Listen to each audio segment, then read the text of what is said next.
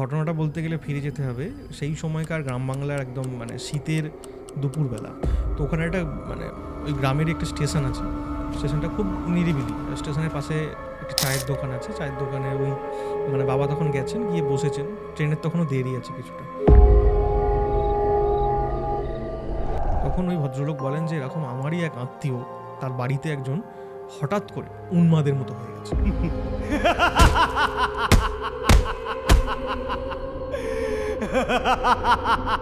বাড়ি থেকে বেরিয়ে এসে সবাই বোঝানোর চেষ্টা করে বাবাকে ওনাকে যে এইটাই হচ্ছে মূল সমস্যা। দুপুর হলেই 12টা 12:30 পর হলেই ছেলেটা বাড়ি থেকে বেরিয়ে চলে যায়। ছেলেটা ওপর উঠে বসে আছে উবু হয়ে, গাছের ডালের উপর উবু হয়ে, মানে যে কোনো সময় যদি কিছু পাপা স্লিপ করে পড়ে যাবে।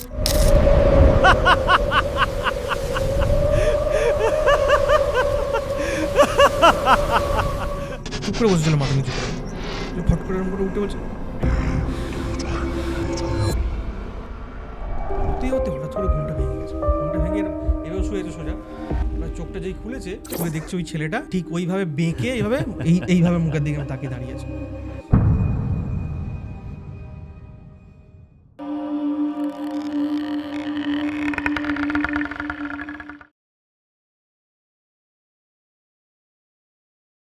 আজকের এপিসোডে যাওয়ার আগে ছোট্ট একটা স্পেশাল অ্যানাউন্সমেন্ট আছে, সেটি করে নিই। আমরা বিগত 1 বছর ধরে আমার টোটাল যতজন টিম মেম্বার আছে সবাই মিলে একটা বিষয়ের ওপর খাটাখাটনি চলছিল আর কি, মানে আমরা খাটছিলাম। সেই বিষয়টা নিয়েই বলার আজকের এই এপিসোডের শুরুতেই। সেটি হলো ব্ল্যাক ডায়েরিজ। ব্ল্যাক ডায়েরিজ আমাদের নতুন একটি চ্যানেল, আপনারা ডিসক্রিপশানে লিঙ্ক পেয়ে যাবেন চ্যানেলটির। এখানে আমরা অকাল্ট, মার্ডার, মিস্ট্রি, অনেক ধরনের কন্টেন্ট আনতে চলেছি, অনেক ধরনের স্টোরি আনতে চলেছি, যেটা মূলত আমি বলবো, মানে এই চ্যানেল ব্ল্যাক ডায়েরিজে আমি নিজে বসে আপনাদের সামনে সেই সব রিয়েল ইনসিডেন্ট যেটি ভারত প্লাস ইন্টারন্যাশনালি যে ঘটনা হয়েছে সেইগুলো আমি আপনাদের শেয়ার করব। আশা করছি আপনাদের ভালো লাগবে। আমরা একটা টার্গেট সেট করলাম, সেটি হচ্ছে 1K সাবস্ক্রাইবারের। ব্ল্যাক ডায়েরিজ বাই শান্তদীপ এই চ্যানেলটিতে যদি 1K সাবস্ক্রাইবার হয়ে যায়, আমরা প্রথম কন্টেন্ট নিয়ে চলে আসব। প্রথম কন্টেন্টটা কিন্তু খুবই ইন্টারেস্টিং, আশা করছি আপনাদের ভালো লাগবে। তো 1K সাবস্ক্রাইবার প্লিজ কমপ্লিট করে দিন, তাহলে আমরা প্রথম কন্টেন্ট নিয়ে চলে আসবো ব্ল্যাক ডায়েরিজে। ডেসক্রিপশানে লিঙ্ক দেওয়া রয়েছে, আশা করছি আপনারা সবাই সাবস্ক্রাইব করবেন। আজকের এপিসোডটি চলুন এবার শুরু করা যাক। শুক্রবারের রাত 9টা মানেই হরর মাইন্ডসে হরর পডকাস্ট। আজকের পডকাস্টে আবারও সবার প্রিয় দেবজ্যোতিদা, কেমন আছো? খুব ভালো আছি, তুমি কেমন আছো? খুবই ভালো। আর আমরা কিছুদিন আগে ইউটিএসে একটা পডকাস্ট করলাম, যেটি আমি বলতে পারি তুমি যে ধরনের ঘটনা বলো তার থেকে সম্পূর্ণ আলাদা ধরনের, একটা রহস্য রোমাঞ্চ ঘটনার মতো। ভৌতিক ঘটনা তো থেকেও একটা রহস্য লুকিয়ে ছিল, এবং আমার জীবনে ঘটা অন্যতম একটা রহস্যময় ঘটনা, আর যেটা তুমি এখনো জানো না, এখনো জানি না সত্যতাটা কি। যাই হোক, আপনাদের আগে বলে রাখি, আপনারাও যদি এখানে ঘটনা শোনাতে চান এখানে এসে, তাহলে নিচে একটি নাম্বার যাচ্ছে, সেই নাম্বারে পুরো ঘটনাটি অডিও রেকর্ড করে আমাদের হোয়াটসঅ্যাপে পাঠিয়ে দিন, আমরা সেটা শুনবো, তারপর এখানে ডেকে নেব। এবার আসি তোমার কাছে, যে আজকে কি ঘটনা এনেছো? আজকের ঘটনাটা অন্যরকম। মানে আমি যে ধরনের ঘটনা বলি বা আমাদের যে আসা কেসগুলো, মানে দাদুর সময়কার কেস বা তারপরে বাবার, তারপরে আমার দেখা যে কেসগুলো আমি এতদিন পডকাস্টে সবাই শুনেছে বা বলেছে, তার মধ্যে থেকে আমার ব্যক্তিগতভাবে খুব পছন্দের একটা ঘটনার মধ্যে অন্যতম। এটা আমার বাবার, আমি এই ঘটনাটা কেন পছন্দ বলছি, এটা ছোটোবেলা থেকে শুনে আসছি। আচ্ছা, এই ঘটনাটা মানে কিছু কিছু ঘটনা যেগুলো ঘটেছে এর মধ্যে, সেগুলো ছোটোবেলা থেকে শুনছি। এটা আমার বাবার প্রথম মানে কেস, বাবার হ্যান্ডেলিং করা প্রথম কেস। মানে দাদু ছিলেন, দাদু তখনও জীবিত রয়েছেন। তারপর মানে বাবার আত্মপ্রকাশ যাকে বলে, একদম পুরো সম্পূর্ণভাবে যে পাবলিক ফোরামে আত্মপ্রকাশ, যে একা একটা কোনো কিছু কেস সামলাচ্ছেন বাইরে, সেই রকম। মানে এখন যে পরিস্থিতির মধ্যে দিয়ে আমি চলছি, মানে বাবার ছত্রছায়া থেকে, ঠিক এটাও সেই দাদুর ছত্রছায়া থেকে বাবার সেই রকম একটা সময়কার ঘটনা। ঘটনাটা বলতে গেলে ফিরে যেতে হবে সেই সময়কার গ্রাম বাংলার একদম মানে শীতের দুপুরবেলা, পরন্ত দুপুর আর কি, বিকেলের দিকে গড়াচ্ছে। বাবা একটা বিশেষ কাজে বাঁকুড়ায় গিয়েছিল, সোনামুখী অঞ্চলের এরকম। তো ওখানে একটা মানে ওই গ্রামেরই একটা স্টেশন আছে, স্টেশনটা খুব নিরিবিলি, স্টেশনের পাশে একটি চায়ের দোকান আছে, চায়ের দোকানে ওই মানে বাবা তখন গেছেন, গিয়ে বসেছেন, ট্রেনের তখনও দেরি আছে কিছুটা। এবার ওখানে কয়েকজন চা খাচ্ছেন এবং গল্প গুজব করছেন বসে, মানে যা হয় দুপুরবেলা, শীতের দুপুরে ভাত খাওয়ার পর বসে সবাই একটু তাস টাস খেলা বা আলোচনা করা, গল্প গুজব করা, এইসব করছে। মাঝ বয়সী কিছু ছেলে রয়েছে, মানে লোক রয়েছে, এবং বাবার বয়সী কিছু, সেই সময় বাবার যে সেই সময় যা বয়স ছিল সেই রকমও কিছু মানুষজন রয়েছেন, আর বয়স্ক মানুষজনও রয়েছেন, মানে সব মিলিয়ে সব রকম মানুষজন সেখানে রয়েছেন। এবং সঙ্গে সঙ্গে মুসলিম কমিউনিটির লোকজনও দু একজন রয়েছেন ওখানে বসে, সবাই একসঙ্গে বসে একটা জায়গায় বসে আলোচনা হচ্ছে। বাবা একটু দূরের পাশে যে বেঞ্চ পাতা থাকে না চায়ের দোকানে, বসেছেন, চা খাচ্ছেন। বাবা তখন বুঝতে পারেন যে ওনাদের মধ্যে একটা আলোচনা হচ্ছে কিছু নিয়ে। কী নিয়ে আলোচনা হচ্ছে বাবা তখন শুনে বুঝতে পারেন যে কাউকে একটা ভূতে ধরারই, কারোর ভূতে ধরা বা ভূত প্রেত এইসব নিয়ে একটা কিছু আলোচনা চলছে তাদের মধ্যে। বাবা মনোযোগ দিয়ে শুনছিলেন, শুনতে শুনতে মানে আলোচনাটা শুনে এইটা বুঝলেন যে ওই গ্রামেরই কোনো একটা বাড়িতে মানে কাউকে ভূতে ধরেছে, সেইটা ভূতটা আগের দিনে ছাড়ানো হয়েছে, কোনো ওঝা এসে ভূত ছাড়িয়েছে, সেই সব নিয়ে আলোচনা হচ্ছে। তার মধ্যে থেকে একটা দল ব্যঙ্গ বিদ্রুপ করছে, একটা দল বলছে না এরকম হয়, মানে যা হয় আলোচনার মধ্যে যেগুলো হয় উঠে আসে। ওরা বলছে সব কিছু নয়, একদল বলছে কিছু নয়, ওসব ও ফেক এরকম ঘটনা, আর একদল বলছে না এরকম হয়েছে, এই বলে দিয়েছে সেইগুলো মিলেছে, এরকম বলছে যে এরকম এক বাড়িতে কী কী ছিল, তার কী কী হয়েছিল সেই সব বলে দিচ্ছে, যে সামনে যাচ্ছে তাকেও নানা রকমভাবে বলে দিচ্ছে, এরকম সব নানা কিছু ঘটনা ঘটছিল, মানে যাকে যে ধরেছিল আর কি, যে আত্মা নাকি, সে নাকি সব রকম বলে দিচ্ছিল ওর মধ্যে দিয়ে। তো এরকম সব আলোচনা চলছে। তো এইরকম একটা যখন কথাবার্তা হচ্ছে তখন বলছে, এরা তখন বলছে যে কিসের জন্য ওকে আত্মা ধরতে যাবে বা ভূত ধরতে যাবে, কোনো কিছু কারণে সে বাড়িতে থাকে সবসময়, কোথাও বেরোয় না। তখন বাবা ওদের মাঝখানে একটা কথা বলেন, যখন বলে আচ্ছা ওই যাদের বাড়িতে এরকম হয়েছিল ওদের বাড়িতে কি খুব পুরনো কোনো গাছে কেউ গলায় দিয়ে আত্মহত্যা করেছিল? ওরা সবাই বাবার দিকে তাকায়। তখন যারা ওই ছেলেগুলো যারা মানে ওখানে ছিল ওরা বলছে হ্যাঁ ওদের বাড়িতেই তো এরকম একটা পুরনো বাড়ির পাশেই, বাড়ির মধ্যে মানে বাড়িটার চৌহদ্দির মধ্যেই আর কি একটা এরকম বড় গাছ এখনও আছে, যে গাছটায় একজন গাছের ডালে গলায় দিয়ে আত্মহত্যা করেছিল। বলছে বাবা বলছে আপনি কি করে জানলেন? বাবা তখন কিছু বলেনি, চুপ করে গেছে। ওইভাবে তো বলা যায় না দুম করে কেন কি কি বৃত্তান্ত না বৃত্তান্ত। বলছে হ্যাঁ এরকম তো হয়েছিল, আপনি কি করে জানলেন? এবার সবাই মিলে চেপে ধরতে বাবা বলে যে এরকম আমি এরকম একটা কাজে এসেছিলাম, এরকম ব্যাপার। মানে তখন গেছে দাদুর একটা শিষ্যের বাড়িতে বাবাকে পাঠিয়েছিল, বাবা কোনো কারণে গিয়েছিল আর কি অন্য কোনো কাজে। তখন বাবার পরিচয়টা ওরা বুঝতে পারে যে এরকম একটা ব্যাপার।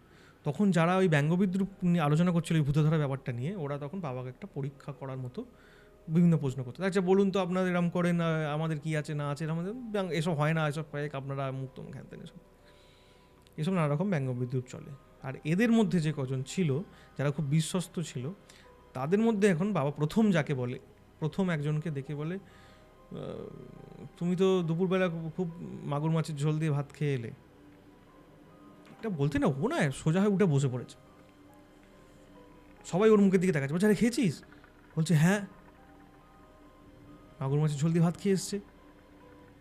এবার সবাই ছেঁকে ধরেছে, এবার যারা বিশ্বাস করছিল না ওরাও বলছে আমার বলুন তো বাবা বলছে ভাই সব জন এইভাবে বলা যে আমি কি পরীক্ষা দিতে এসেছি নেই, বলে বাবা ওখান থেকে উঠে চলে গেছে।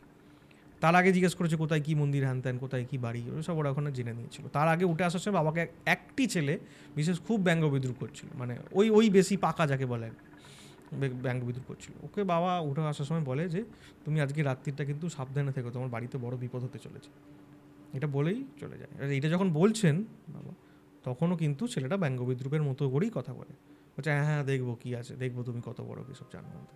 বাবা চলে গেছে। এবার তার মাঝখানে 2-3 দিন কেটে গেছে।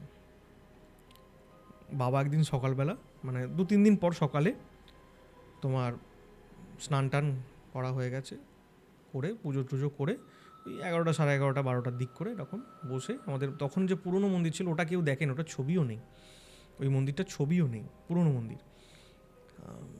সামনেটা একটু বড় অনেকটা জায়গা ছিল, এখন দেখবে সামনেটা আমাদের মন্দিরের সামনেটা খুব কম জায়গা, পুরোটাই রাস্তা, সরু রাস্তা পুরোটাই। আগে ওখানটা অনেকটা জায়গা ছিল, যেখানে আগে ওইখানটাতেই গান বাজার অনুষ্ঠান, খাওয়ান মানে ভোগ খাওয়ানো অনেকটা বড় জায়গা ছিল, ওখানে আগে হতো। আর ওইখানটার সামনে বসে রোদ্দুর, উঠান যাকে বলে মন্দিরে, ওখানে বসে ওর বাবা কিছু বই টই পড়ছেন, দাদুও বসে আছেন পাশে।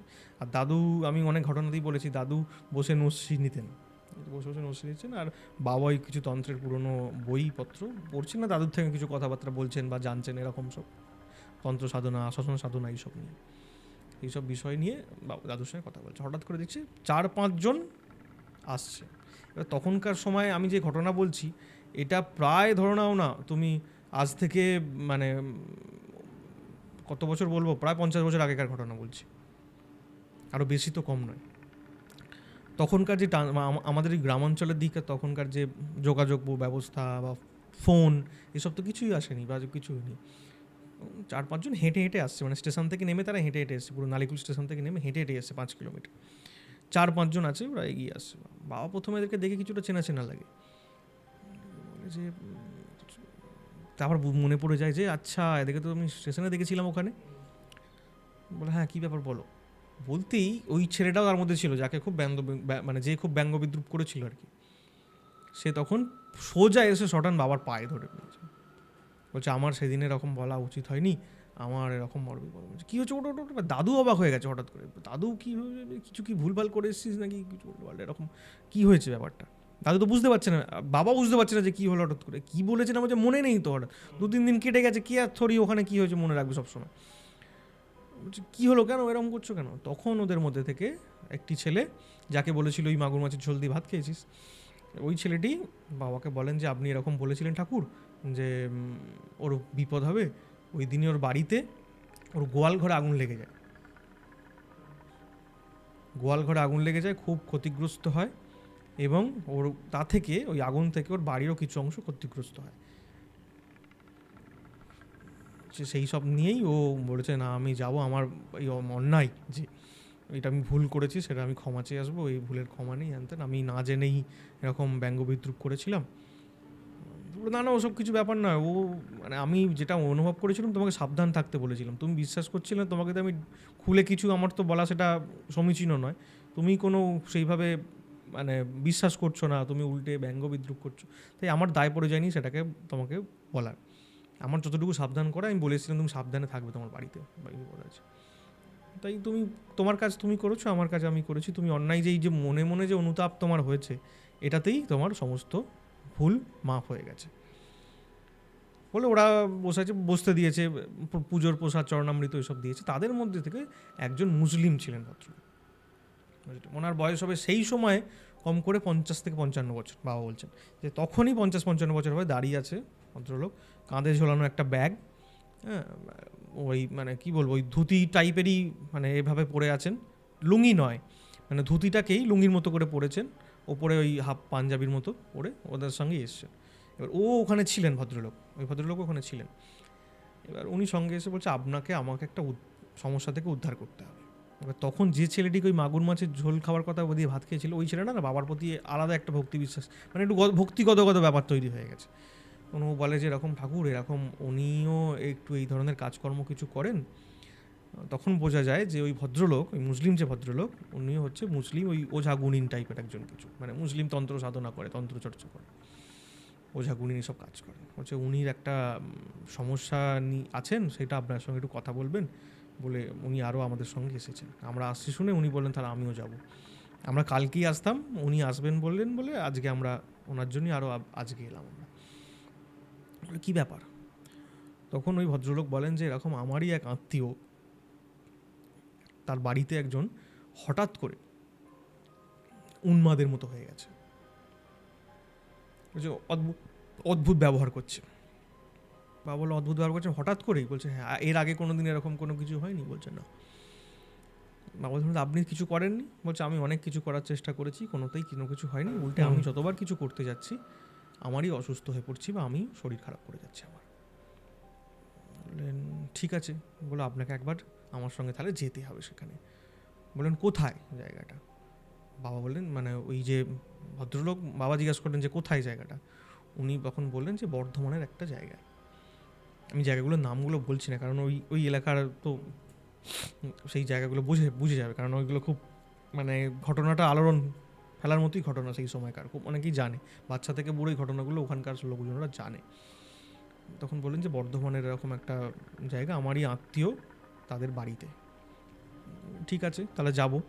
এবার আত্মীয়ের বাড়ি যাব বা আত্মীয়ের বাড়ি এরকম বলেছে, বাবার সঙ্গে কথা হয়ে গেছে যে অমুক জায়গায় অমুক সময় আমরা দেখা করব। আগে তখন তো যোগাযোগ ব্যবস্থা নেই, যে ফোন নেই যে আমি ফোন করে দেবো আচ্ছা আমি চলে এসেছি আপনি দাঁড়ান, এরকম টাইম বলে দিয়েছে যে এরকম স্টেশনে এরকম সময় আমি দাঁড়াবো, আপনি তাহলে চলে আসুন সেই সময়। সেই মতো বাবা সেখানে পৌঁছে গেছে। পৌঁছে যাওয়ার পর হেঁটে হেঁটে তার স্টেশন থেকে হেঁটে হেঁটে তার বাড়িতে, ওই আত্মীয়ের বাড়িতে গেছে। বাবা একাই গেছে, ওই সঙ্গে ওই মুসলিম যে ওঝা উনিও গেছেন। ওনার নাম বলে দিচ্ছি আমি, ওনার নাম হচ্ছে বাবা। বাবা সেই সময় ওকে রফিক ভাই বলছিল, ঠিক আছে? তো ওই রফিক উনিও সঙ্গে গেছেন, মানে উনি ছাড়া তো ওখানে নিয়ে যাবেন কী করে, উনি নিয়ে গেছেন। এইবার স্টেশন থেকে নেমে হেঁটে হেঁটে যাচ্ছেন, জিজ্ঞেস করছে যে এরকম বাড়িতে তাদের বাড়িতে কে কে আছে না আছে, সেই আছে, ছেলেটার বয়স কত, এইসব বলতে বলতে বলতে বলতে নিয়ে যাচ্ছে। নিয়ে তো ওদের বাড়ি পৌঁছে গেছে, মুসলিম বাড়ি, ঠিক আছে? যেহেতু ওনারা রিলেটিভ, মানে যাদের বাড়িতে গেছে তারাও মুসলিম, মানে ছেলেটিও মুসলিম আর কি।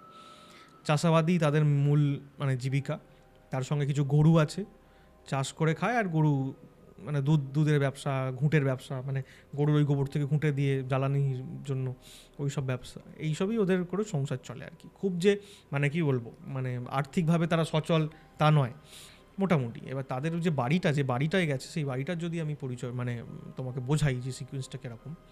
ধরো বাড়িটা ওদের গ্রামের মধ্যে দিয়েই ঢুকেছে, বাড়িটার মধ্যে সামনে একটা বড় তেঁতুল গাছ আছে, বিশাল বড় তেঁতুল গাছ, আর তেঁতুল গাছের তলাটা অনেকটা বড়, ঠান্ডা জায়গা পুরো, ঠিক আছে? একই শীতকালের সময়, আর সে মানে ওই তেঁতুল গাছের মানে ওখানে রোদ্দুর ঢোকে না, মানে এতটাই ঘন তেঁতুল গাছটা, মানে বোঝো, এবং অনেক পুরনো, ঠিক আছে? তেঁতুল গাছটা কিছুটা টোপ মানে খামার মতো আছে, আর ওখানেই খট্টরের মানে আছে, ওইখানটা টোপকে কিছুটা গিয়েছে, গিয়ের পর তাদের বাড়িটা শুরু হচ্ছে। মেন হচ্ছে সদর দরজা, পুরো বাড়িটা মাটির পাঁচিল দিয়ে পুরো বাড়িটা ঘেরা, মাঝখানের ভেতরে ওদের ঘর, মাটির দোতলা, ঠিক আছে? মাটির দোতলা, আর পাশে আর একটা আছে, নিচে একটা ঘর, ওপরে একটা ঘর, ওটাও মাটির দোতলা, আর ওপরটা সব খড়ের ছাউনি, আর চারিদিকটা পাঁচিল দিয়ে ঘেরা। গেছে, গিয়ে ওদের ওই উঠোনটাতেই, শীতের সময় উঠোনে সেই চৌকি টাইপের পাতা থাকে না, তাকে কী বলে ওটাকে, ওই মানে ওই তো, হ্যাঁ বুঝতে পেরেছি, খাটিয়া টাইপের, খাটিয়া টাইপের, ওখানে বসতে দিয়েছে, বসেছেন। এবার বাবা তো কিছু খাবেন না কোথাও, তো এমনি বাবা কোথাও কিছু খান না, বা কোনো কাজের ক্ষেত্রে গেলে সেখানে জলস্পর্শ করে না পর্যন্ত। আর ওখানে পৌঁছতে পৌঁছতে মোটামুটি ধরুন না দুপুর 2-2:30 বেজে গেছে। গিয়ে শুনছে, বাবা বলেন যে ডাকো ছেলেটাকে, দেখি কী আছে ব্যাপারটা। তখন বলে যে রফিক ভাই যে গেছেন আর কি, মুসলিম ওঝা, উনি তখন ডাকতে বলেন ওনাকে। তখন বাড়ি থেকে সবাই বেরিয়ে আসে, মানে বাড়ি থেকে বেরিয়ে এসে সবাই বোঝানোর চেষ্টা করে বাবাকে ওনাকে, যে এইটাই হচ্ছে মূল সমস্যা। দুপুর হলেই, মোটামুটি 12টা 12:30 পর হলেই ছেলেটা বাড়ি থেকে বেরিয়ে চলে যায় কোথাও। কোথায় যায় কেউ কোনো দিন ওকে খুঁজে পায় না, মানে পিছু পিছু গিয়ে ওকে হারিয়ে ফেলে, কোথায় চলে গিয়ে বসে থাকে। আবারও সন্ধ্যের সময় হয় কোনো সময় ধরে নিয়ে আসতে হয়, কোথাও দেখা যায় ধরে নিয়ে আসতে হয়, আর নয়তো নিজে নিজে ফিরে চলে আসে বাড়িতে। আর উন্মাদের মতো ব্যবহার করে, উন্মাদ মানে উন্মাদ, ভয়ঙ্কর, ভাঙচুর করা থেকে শুরু করে মারধর করা, সব রকম এরকম করে। ছেলেটার বয়স হবে আনুমানিক তো 20-22 বছর সেই সময়। হাট্টাকোট্টা ছেলে, মোটাসোটা, খুব মোটাসোটা চেহারা, হাট্টাকোট্টা বলা ভুল, মোটাসোটা চেহারা ছেলেটা ওরকম করে। বা বললেন এখন কোথায় আছে তাহলে? বলছে যাচ্ছি আমরা, খুঁজতে যাচ্ছি। বলে ওদের বাড়ির দুটো কাকা, আর যে ছেলেটার বাবা আর কি, সে একটু বয়স হয়ে গেছে, বসে আছে, বসে কথা বলছে, কান্নাকাটি করছে, বাবাকে বলছে একটু দেখুন, ঠিকঠাক করে দিন আপনি। হ্যাঁ বলছে ঠিক আছে, আগে দেখি তো কী ব্যাপার। বলে এর দুটো কাকা খুঁজতে গেছে, পাড়ার কয়েকজনকে নিয়ে খুঁজতে গেছে। কোথাও দিকে বিকেল হয়ে আসছে, বলছে আমাকে ফিরতে হবে বাড়ি, আমার এতটা রাস্তা, আমি বাড়ি ফিরবো কী করে এরপর? চলো দেখি কোথায় যাই, দেখি আমরা একটু ঘুরে দেখি কোথায় আছে। বলে এই রফিককে সঙ্গে নিয়ে ছেলেটির বাবা আর আমার বাবা ওরা বেরিয়েছে গ্রামের দিকে। তখন ওই ওদের কাকা একজন ছুটে ছুটে আসে ডাকতে, যে ওকে দেখতে পাওয়া গেছে কোথায় ওখানে একটা লাহাদের কোনো একটা বাড়ি আছে, মানে পরিত্যক্ত বাড়ি, তাদের ওই আম গাছের ওপরে উঠে বসে আছে, কিছুতেই বলছে নামবো না। তখন বাবাকে নিয়ে গেলেন ওর কাকা, ছেলেটির কাকা নিয়ে গিয়ে ওখানে গেছে, দেখছি ছেলেটা ওপরে উঠে বসে আছে উবু হয়ে, গাছের ডালের উপর উবু হয়ে, মানে যে কোনো সময় যদি কিছু পাপা স্লিপ করেও পড়ে যাবে, কিছু ধরেনি কিছু না, উবু হয়ে এরকম মানে হাঁটুর ওপর হাত দিয়ে বসে আছে। বাবা ওকে দেখছে ভালো করে, দেখার পর প্রথম একটা কথাই ওকে বলে যে তোর জন্য তরমুজ এনেছি, খাবি আয়। আচ্ছা, তোর জন্য তরমুজ এনেছি, খাবি আয়। ওই কথাটা বলার ও সুসুর করে নেমে চলে আসা। এরা অবাক হয়ে গেছে বাড়ির লোক, তরমুজ কথাটা শুনে আরও অবাক হয়ে গেছে। বলছি কেন অবাক হয়ে গেছে? ও না নেমে সোজা চলে এসেছে, বাবা ওকে বলে সোজা সবাইকে নিয়ে ও সবার পিছু পিছু পিছু পিছু চলে এসেছে। এসে বাড়ির মধ্যে এসে বাবা যেখানে বসেছে ওই খাটিয়াটা এসে বসেছে, ও ঠিক পায়ের গোড়ায় উবু হয়ে বসেছে। বসে চুপ করে বসেছিল মাথা নিচু করে এরম করে, ফট করে এরম করে উঠে বলছে তরমুজ কয় এরম করছে। তখন বাবা বুঝতে পারে যে এবার অ্যাকশান কিছু একটা শুরু হয়েছে, এমনি এমনি কিন্তু ওরকম করছে না। করতে করতে উঠে দাঁড়িয়ে পড়েছে, দাঁড়িয়ে সে মানে মানে বেঁকে গেছে, মানে হাতগুলো পিছন দিকে, মানে ও এইভাবে বেঁকে গেছে পুরো ব্যাপারটা, ওর চেহারাটা এইভাবে বেঁকে গেছে, বেঁকে গিয়ে ঘাটটা এইভাবে করেছে, চোখগুলো ঠিকরে বেরিয়ে আসবে, না ভয়ঙ্কর ব্যাপার। দিয়ে গোড়ালিগুলো তুলে দিয়েছে পায়ের, মানে পরিস্থিতিটা বোঝাই, বডির এটা, গোড়ালিগুলো পায়ের তুলে দিয়েছে, হাতগুলো পেছন দিকে, মুখটা এরম সামনের দিকে বাড়িয়ে, চোখ ঠিকরে বেরিয়ে আসার মতো, আর ওরকম বলছে তরমুজ কয় এরকম করছে। সঙ্গে সঙ্গে বাবা বলে ওকে ধরতে, ওর দুজন কাকা ওকে ধরে বলে ওকে ঘরের মধ্যে ঢুকিয়ে দাও, ঘরের মধ্যে ঢুকিয়ে দিতে বলুন, ঢুকিয়ে দাও। আচ্ছা, আটকে দিয়েছে, আটকে দিয়ে এবার যে কী দেখছেন তো, এটা আবার কান্নাকাটি লেগে গেছে, বাবা মা যারা ছিল কান্নাকাটি লেগে গেছে যে এরকম কী ব্যাপার। তখন এই যে রফিক ভাই ছিল যে মুসলিম ওজা, উনিও বলছেন বাবা বলে আমি বুঝতে পারছি কিছু একটা এর মধ্যে পজেস্ট হয়েছে, বা কিছু একটা ও দেখে, বা কিছু একটার জন্য এই কারণে এরকম করছে। এবার এই কথা বলতে বলতে 5টা 5:30 বেজে গেছে, আর শীতের সময় 5টা 5:30 মানে সন্ধে হয়ে গেছে। এবার বাবা তো আর ফিরতে পারবে না, এবার সন্ধে হয়ে যাচ্ছে, আমি বাড়ি যাবো কী করে, এরকম একটা পরিস্থিতি, বাবার বাড়ি ফিরতে পারবে না। আর এমন হয়ে গেছে, মানে ওখানে ওদের কথা শুনতে শুনতে বাড়ি আসার জন্য যে তারা, বা বাড়ি আসতে হবে কী করে, এইটা তখন ছিল না। বাবার তো ধ্যান ছিল যে এই ছেলেটাকে কীভাবে এরকম করছে, কেন বা কী করছে না করছে সেই সব বিষয়গুলো জানার। তখন কি করবে, ভীষণ অসুবিধা হয়ে গেল, থাকবে কোথায়, বিয়ে করবে কোথায়। তখন বাবা কী করবে বুঝতে না পারে, তখন এই যে মুসলিম যে ওঝা ছিলেন ওই রফিক, উনি তখন বললেন যে আপনার জন্য তাহলে একটু যদি এখানে ব্যবস্থা করি, আমি জানি আপনি এখানে থাকতে, এদের খাবার খেতে আপনার অসুবিধা হবে, তখন বুঝতে পারছি অসুবিধা হবে, আমি আপনার জন্য আমি সমস্ত কিছু নতুন করে কিছু ব্যবস্থা করব, কোনো রান্নাকারী নয়, কী ব্যবস্থা করা যায়। তখন ওদেরই ওই পাশে যে একটা, মানে বললাম না নিচে একটা ঘর, ওপরের একটা ঘর, ওই ঘরের ওপরে ঘরটাতে খড় বিছিয়ে দেয়, ঠিক আছে, খড় বিছিয়ে ওপরে একটা নতুন চাদরকে পেতে দেয়, দিয়ে বাবাকে কোনো সবার ব্যবস্থা করে দেয়।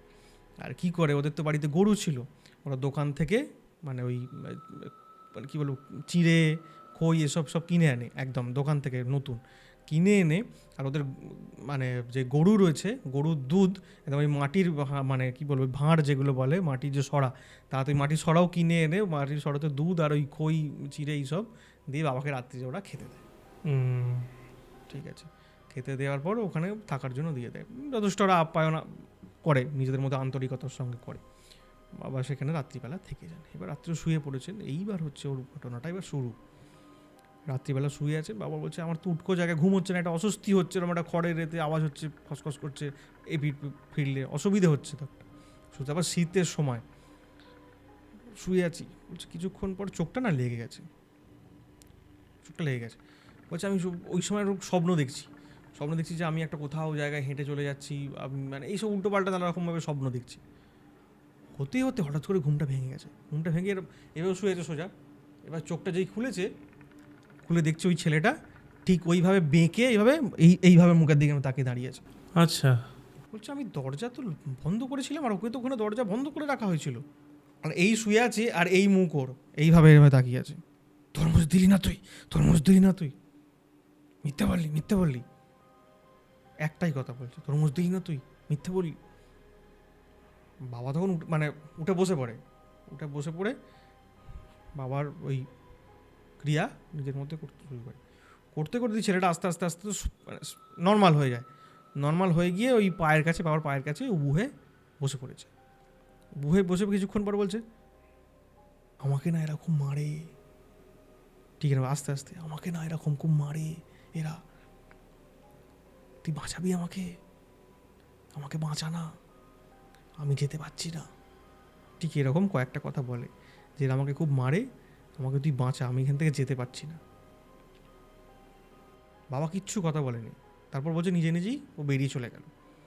বাবা উঠে পড়েছে, উঠে ওর নিজের ঘরটাতে রফিক ছিল, ওকে ডেকেছে, ও চোখে যে আটকে রাখা হলো, ও বেরোলো কী করে, দরজা খুলে।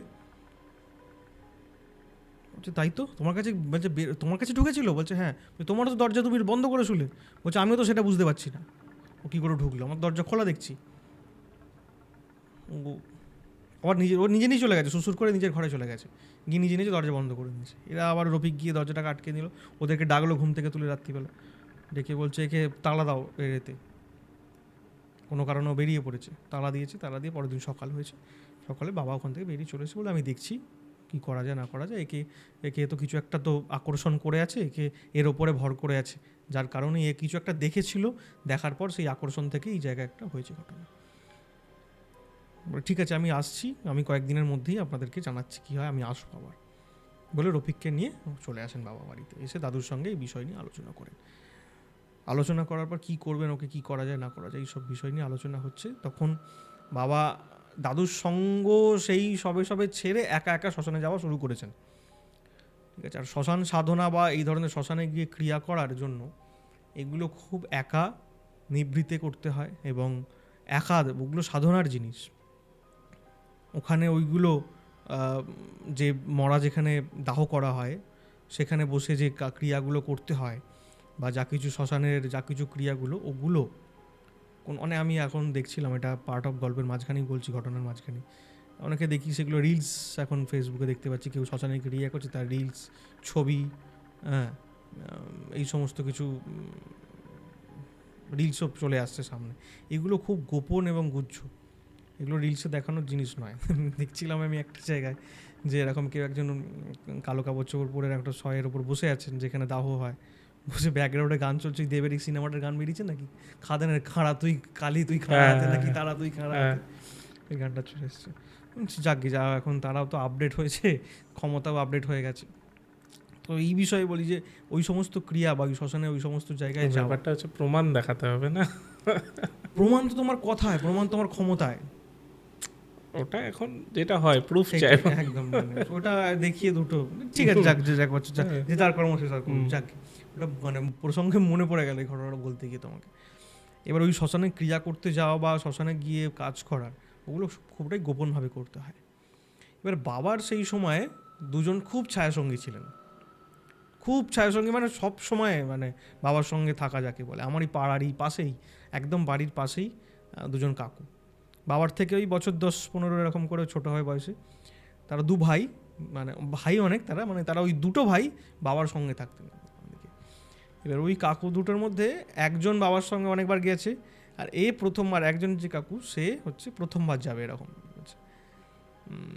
এই মানে কাকুর কথা বলতে গিয়ে কাকু নেই, গত দুর্গাপুজোর অষ্টমীর দিন সকালে উনি আমাদের ছেড়ে চলে গেছেন। আর মানে শেষ কয়েকটা মাস না আমার সঙ্গে যতটা সময় উনি কাটিয়েছেন, আর ওনার বাড়ির লোকের সঙ্গে বোধহয় অতটা সময় উনি কাটাননি।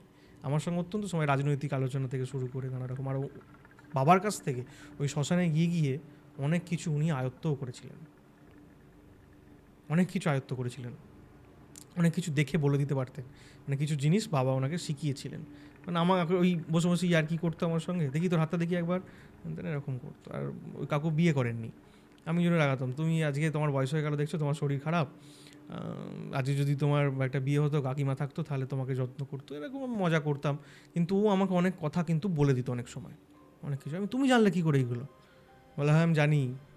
আর কিচ্ছু বলতো না, যে বাবাকে অনেক কিছু শিখিয়েছিলেন। আমি এটা বাবার মুখ থেকে শুনেছিলাম যে ও কিছু কিছু জিনিস বাবার থেকে জেনেছিল। তো ও হঠাৎ করে সেই সময়, ওর বয়স তখন অনেক কম, বাবার সঙ্গে বায়না ধরে যে দাদা আমি যাবো তোমার সঙ্গে, আমাকে নিয়ে চলো। বাবা তখন বলে না, আমি একটা কেস এরকম দেখছি, সেই কেসটা খুব মারাত্মক ব্যাপার, এই ব্যাপার, তোকে যেতে হবে না ওখানে, আমি একাই যাবো। বলছি না নিয়ে চলো না আমাকে, আমি যাবো, কিচ্ছু হবে না।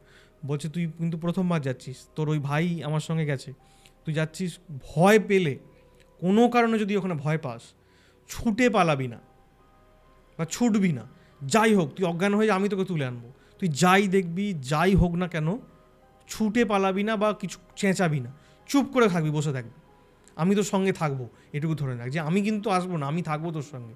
তুই কিন্তু কোথাও আগ বাড়িয়ে ছুটবি না, যাই হয়ে যাক না কেন, তুই চোখের সামনে যাই দেখিস না কেন, যাকেই দেখিস না কেন, যা কিছু হবে ওখানে তুই চুপচাপ বসে থাকবি, দরকার হলে তুই চোখ বুঝে বসে থাকবি, তারপর তোর সঙ্গে যা হয় হোক, আমার সঙ্গে ছাড়বি না তুই কোনো রকমে। বলেছে ঠিক আছে আমি যাবো। ওর মানে খুব চোখ ধরেছে, যাবো, নতুন নতুন শিখছে, বাবার থেকে জানছে অনেক কিছু, ওর আগ্রহটা বেড়ে গেছে যে শ্মশানে যাবো, শ্মশানে গেলে কী হয়। আর যে শ্মশানেতে সবুজকালী মাকে পাওয়া গিয়েছিল, সেই শ্মশানটা তুমি যখন উৎসবের সময় গিয়েছিলাম তোমাকে বলছিলাম কোন জায়গাটা, পুরো চারিদিকটা তো সবাই জানে যে চারিদিকটা তো চাষের জমি, ফাঁকা চাষের জমি, ঠিক আছে, দেখলাম তো। হ্যাঁ, আর চারিদিকটা চাষের জমি, আর সেই সময় ধান কাটা হয়ে গেছে, যে সময় যাচ্ছে শীতের সময় ধান কাটা হয়ে গেছে, তুমি এবারে শীতের সময়তেই গিয়েছিলে, ধান কাটা হয়ে গেছে, আর ওই ধান শুকুতে থাকে, সে সময় বোড়া সাপের প্রচুর, ওই ভয় যায়নি। হ্যাঁ তোমাকে ওইভাবে বারণ করলাম। আর এই ঘটনাটা ঠিক সেই রকম, আর বর্ষাকালের সময় জল জমে থাকে, মারাত্মক ব্যাপার, কেউটে থাকেই একদম, তার সঙ্গে সঙ্গে এই সময় প্রচুর ওই এগুলো বেরো, বোড়া সাপগুলো বেরো, বোড়ার কেউটে ওইখানে প্রচুর অঞ্চল প্রচুর আছে ওখানে। আর আমি কালকেই, এই যে আজকে শ্যুট করতে আসছি, গতকালই ওই কাকুটারই আর একটা দাদা আর কি, তার সঙ্গে কথা হচ্ছিল, ও সে ছোটোবেলায় দাদু যখন ওই শ্মশানে যেত তখনকার ও দাদুকে দেখেছে, বলছে জানিস, আমাকে বলছে জানিস আমি তো দাদুকে দেখিনি, জানিস তো দাদু এরকম জ্যাঠামশাই, উনি মানে ওর জ্যাঠামশাই সম্পর্কে আমাকে বলছে, তো দাদু জ্যাঠামশাই এরকম রাত্রিবেলা হাতে লণ্ঠন নিয়ে, তখন লণ্ঠন, একটা হাতে লণ্ঠন, একটা তো তোর দাদুর একটা লাঠি, যেটা এখনও আছে দাদুর যে সেই ক্ষমতাশাল লাঠি, সেই লাঠি, এক হাতে লণ্ঠন, আর ওই পূজার সামগ্রী ওই সমস্ত নিয়ে একটা মানে ওই যে পূজার করার কাপড়টাকে হাঁটুর ওপর পর্যন্ত তুলে, মানে চাষের মানে তো জল থেকে যেত ওই রাত্রিবেলা ওই রকম ভয়ঙ্কর জায়গা, বলছে ভয়ঙ্কর, ওই রকমভাবে কেউ দিনের বেলা যেতে সাহস পাবে না, ওই লণ্ঠন নিয়ে ওইভাবে যেত একা। আর ওই জায়গায় বলছে আমাদের ওই পাশে জমি ছিল, বলছে ওই জায়গায় আমরা যদি গরু টরু নিয়ে যেতাম, বলে গরু যদি একবার ওখান থেকে বাঁধন খুলে যেত, ওই শ্মশানটা এতটাই ঘন জঙ্গল ছিল যে গরুকে খুঁজে বার করে নিয়ে আসা মুশকিল ছিল, এতটাই ওরকম ঘন জঙ্গল ছিল।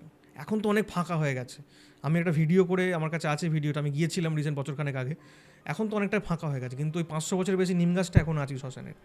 ওই শ্মশানের নিম গাছের গোড়ায় হচ্ছে দেবীর ওখানে পূজা হয়, বাঁ পাশটাতে হচ্ছে দেবী যে বসেন তার বাঁ পাশে একটুখানি সামনে হচ্ছে যেখানে দাহ করা হতো, এখন আর দাহ হয় না সেখানে। ওই ভয়ঙ্কর ব্যাপার, মানে তুমি যদি রাত্রিবেলা কেউ ওখানে কেউকে ভয় পেয়ে চেঁচাও, ডাকো, কেউ তোমায় বাঁচাতে আসবে না, কেউ শুনতেও পাবে না, লোকালিটি তো নেই, তো ওই রকম একটা ভয়ঙ্কর, রাস্তাটাই ওরকম ভয়ঙ্কর। তখন ওই বাবা ওই কাকুটাকে সঙ্গে নিয়ে যায় ওখানে, বাড়ি থেকে ভোগ নিয়ে যায়, শোল মাছ পোড়া, চাল ভাজা, কারণ বলতে তোমার মদ যেটাকে বলে বাংলা ভাষায়, পরিষ্কার ভাষায়, কারণ বাড়ি, এই সমস্ত কিছু জিনিস, পূজার সামগ্রী, ঘট, এই সমস্ত কিছু নিয়ে, জল তোলার এই সমস্ত কিছু নিয়ে উনি দুজনকে সঙ্গে, ওকে কিছু দুটো ব্যাগ ধরিয়ে দেয় বাবার হাতে নিয়ে। আর তখন ওই মানে কী বলে হ্যারিকেন, যেটাকে বলে হ্যারিকেন, ওই হ্যারিকেন নিয়ে, আর মোমবাতি কিছু নিয়ে নেন, ওখানে গেলে তো আর হ্যারিকেন জ্বালানো যাবে না, মোমবাতি দিয়েই কাজ হবে, যা কিছু মোমবাতি কিছু নিয়ে নেন, আর প্রদীপ সব নিয়ে নেন, যা কিছু নিয়ে শ্মশানে ওই রকম ওই শীতের ওই ভয় যাচ্ছে। বলছি যখন যাচ্ছি আশপাশ থেকে ওই যে এর বোড়া সাপের যে গর্জন, বোড়া সাপের একটা গর্জন আছে, যারা জানে বোড়া সাপ দেখেছে সামনে থেকে, বোড়া সাপের একটা গর্জন আছে। আর বোড়া সাপ না মানে ওরা স্কিট করতে পারে, হেভি স্কিট করতে পারে, মানে তোমার সামনে রয়েছে দূরে, ও জাম খেয়ে চলে আসতে পারে কাছে, এইভাবে যাবে না, জাম খেয়ে চলে আসে, খুব ডেঞ্জারাস সাপ। মানে আমার ভারতবর্ষের সব থেকে বেশি মানুষ মারা যায় ওই বোড়া সাপের কামড়েই, ঠিক আছে, রাসেল ভাইপার। তো ভয় যাচ্ছে সবাই, দুজনেই গিয়ে শ্মশানে পৌঁছে গেছে। শ্মশানের ভেতরে, শ্মশানে প্রবেশ করার আগে শ্মশান বাসিনী, শ্মশানের যিনি অধিপতি, সবাইকে অনুমতি নিয়ে, একটা বিশেষ ক্রিয়া থাকে, অনুমতি নিয়ে নিজেদেরকে সমস্ত কিছু বাড়ি থেকে বন্ধন যা কিছু করার করে নিয়ে গেছেন, নিয়ে গিয়ে ওখানে গেছেন। এবার যেখানে ওই দাহ হয়, যেখানে উনি ক্রিয়াটা করতে বসবেন, সেখানে দেখছেন যে 2-4 দিন আগেই হয়তো কেউ বডি মানে লাভ হয়েছে আর কি, দাহ হয়েছে শ্মশানে, তার যে এরকম হাঁটুর কিছু অংশ বোধহয় ওটা পড়েনি কোনো জায়গায়, পাশে ছিল, সেইটাকে পিঁপড়ে পুরো ছেঁকে ধরেছে, লাল পিঁপড়ে পুরো ছেঁকে ধরেছে, আর ওই জায়গাটা পুরো লাল পিঁপড়ে ছেঁকে করছে।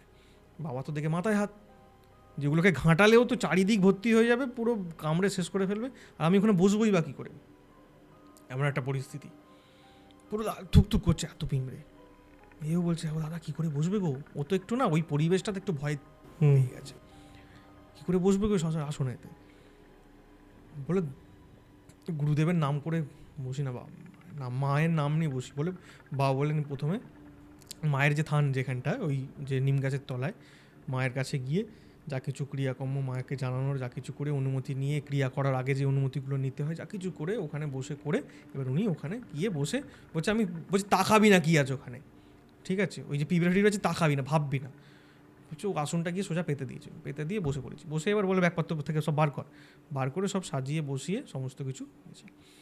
এইবার ওখান থেকে জল বলছে, রে তোকে জলটা নিতে বললাম, তুই নিস নি? বলো জল নিয়েছি। বলো তুই ঘটিটা কোথায়? বললো ঘটিটা তো নিইনি, আমি তো জলের ড্রামটা নিয়েছি, একটা ছোটো এরকম ড্রামের মধ্যে জল, প্লাস্টিকের ড্রাম। বলে তুই ঘটি কোথায়? একটা যে মাটির ঘটি রেখেলাম। আমি তো ভুলে গেছি।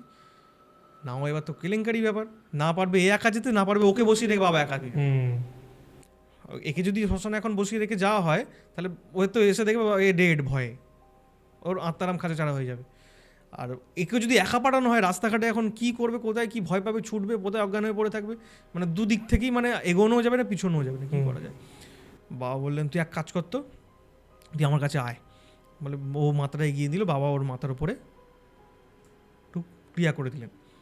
করার পর ওকে বললো তুই দেখ তো আশেপাশে একটু খুঁজে কোনো সরা টরা কিছু পাস কিনা, ভাঙার বা সরা এরকম কিছু জল না নিয়ে আসার মতো কিছু পাস কিনা দেখতো। বলে ও খুঁজছে চারিদিকে, খুঁজতে দেখছে একটা ওরকম মানে কলসির মতো পড়ে আছে, এরকম ছোটো সাইজে কলসির মতো পড়ে আছে। শ্মশানে ওই সবগুলো তো অনেক সময় থাকে। বা বললে তুই যাবি জল আনতে না আমি যাবো? শ্মশানের পাশে একটা পুকুর আছে, এখনও আছে পুকুরটা, এখন ছোট হয়ে গেছে, আগে ওটা অনেক বড় ছিল। এখন ওই মানে চাষের জমি আল মাটি ফেলে ফেলে পুকুরটা অনেকটাই ছোট হয়ে এসেছে। আর পুকুরটার পাশটা পুরো তাল গাছে ঘেরা, শ্মশানের একদম লাগোয়া তাল গাছে ঘেরা। তুই যাবি না আমি যাবো?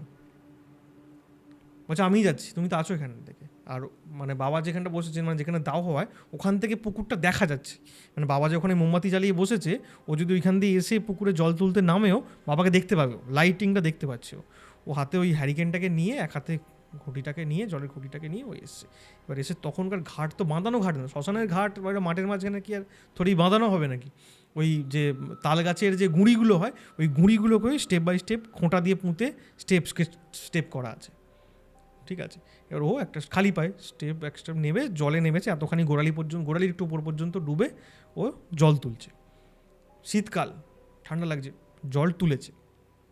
জলটা বলছে আমি ঘটিটা ডুবিয়েছি, ঘটিটা ডুবছে, পুরো ডুবে জলটা তুলবো, ঠিক এইভাবে দুটো পায়ে কেউ ধরেছে এরকম করে হাত দিয়ে। ও তো এবার টলছে এরকম করে, হারিকেনটা পড়ে গেছে পুকুরে, হাত থেকে ফেলে দিয়েছে ভয়। কি তুমি ভাবো রাত্রিবেলা এরকম একটা শ্মশানের পাশে পুকুরে কেউ পা চেপে ধরেছে এরকম, ও মানে পড়ে যাবে, মানে ভয়ে অজ্ঞান হয়ে যাবার জোগাড় এরকম। এবার সেটা বাবা দেখতে পেয়েছে ওখান থেকে, বাবা দেখতে পেয়ে ওখান থেকে সঙ্গে সঙ্গে ছুটে এসেছে। এসে ওকে ওর কাঁধে এরকম হাতটা দিয়েছে। দিদি বলছে হাতটাও ছেড়ে গেছে, মানে পাটা ছেড়ে গেছে। ও তো উঠে মাউ মাউ করে কান্না, আমি বাড়ি যাবো, আমি মরে যাবো, এরকম করে ভয়ে কাঁদছে রীতিমতো, এত ভয় পেয়ে গেছে। বলছে কিচ্ছু হবে না, চ আমি আছি, চ বলে ওকে মাথা হাত ফাত বুলিয়ে ওকে নিয়ে গেছে। নিয়ে গিয়ে ওকে বসিয়ে এবার বাবা বলছে এইবার তুই যেখানে বসবি, তোকে যে বসালাম আমি এখানে, যা কিছুই হয়ে যাক না কেন তুই কিন্তু কোনোভাবেই উঠবি না, যাই হয়ে যাক না কেন উঠবি না, চোখ বুজে থাক দরকার হলে। ও এইভাবে চোখ বুজে বসে পড়েছে এরকম করে। আর বাবা যা কিছু ক্রিয়া শুরু করেছে, ক্রিয়া সম্পূর্ণ। এবার এইখানের পরিবেশটা এবার তোমাকে বলিম কি হয় ক্রিয়া করতে গিয়ে ওখানে হঠাৎ করে পুরো শ্মশানময় একটা দৈবিক আলোয় ভরে ওঠে। মোমবাতির আলো যেন ওই আলোর কাছে কিছুই নয়, এক দৈবিক আলোয় ভরে ওঠে, একটা অদ্ভুত সুগন্ধ বেরোতে থাকে। আর এ বেটা ভুল করে বসে কি, বাবাকে বলে ফেলে যে কি সুন্দর গন্ধ বেরোচ্ছ গো, কি ধূপ জ্বেলেছ? বাবা তো কথা বলতে পারছে না কিছু, ব্যাস ওর কিছু কথা বলেন, বাবা কোনো উত্তর দেয়নি দেখে ওর কোনো কথা বলেনি। তারপর ও কিছুক্ষণ পর বসে এরম করছে কাঁপছে, এরম করে কাঁপছে। কী হয়েছিল দেখো, ও বসে আছে, ওর গায়ে এসে শেয়ালে চাটছে। আচ্ছা, শেয়ালে গায়ে চাটছে এরকম করে, মুখ দিচ্ছে, শুঁকছে গায়ের কাছে এসে। শেয়াল আরও এসেছে, ওখানে তো ভোগ টোক রাখা রয়েছে, ওই গন্ধে চলে এসেছে শেয়াল। আর এমনি শেয়াল আমাদের ওদিকে এখনও, আমাদের মন্দিরের আশেপাশেও চলে আসে শেয়াল, রাস্তা দিয়ে ক্রস করতে দেখা যায় সব সময়। শিয়াল খুব অ্যাভেলেবেল ওখানে, তুমি একটু সন্ধ্যের পর গেলে দেখা যাবে শিয়াল রাস্তায় চলে আসে, বাড়ির কাছে চলে আসে, এরকম আছে। ওরা এসে ওই খাবারের গন্ধ টন্ধ পেয়েছে, ওরা এসে ওর গা চাটছে, ওর হাতের হাত চাটছে এরকম করে। ও না ভয়ে এরকম করে ছোট্ট করে কাঁপছে ভয় এরকম করে। বাবা তখন বলছে চোখ খুলবি না, নড়বি না, চুপ করে থাক, কামড়ে দেবে, কিচ্ছু করবি না, কিচ্ছু নয়, চুপ করে থাক, তোকে শিয়ালে এসে শুঁকছে, কিচ্ছু করবি না, আমি দাঁড় বসে আছি এখানে, কিচ্ছু হবে না তোর, তুই কিন্তু উঠবি না, উঠলেই কামড়ে দেবে কিন্তু। বললো ও চুপ করে বসে পড়েছে, আর চোখ খোলেনি ভয়। এবার বাবা ওখানে ক্রিয়া সমস্ত কিছু সম্পন্ন করেন। তারপরে ও ওখানে বলছে কি হয়েছে আর কিছু জানে না ও। তারপরে কি হয়েছে ও আর কিছু জানে না। ভোর হয়ে গেছে, ওরা দুজনে ওখান থেকে চলে আসে।